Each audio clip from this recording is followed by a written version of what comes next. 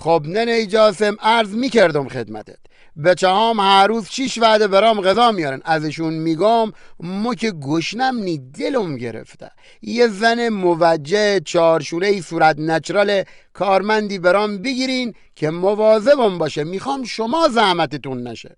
مورد ازدواج به این جواهری جلوت نشسته، تو هنو دنبال فلان بسان میگردی؟ جواهر چه؟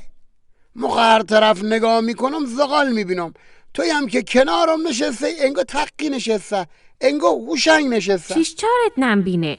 تو اصلا زور زن جوون داری؟ اصلا حق با بچه هاته، بیزو تا سرت بیا. ما زور ندارم، این گرمیجاتی که ما میخورم کی گیرش میاد؟ تو؟ اقبالم تنبیده؟ بخت از اون برگشته؟ من تران خواستگارم بوده، بعد زن تو میشم با او کلت که وقت داری میری انگو داری میای؟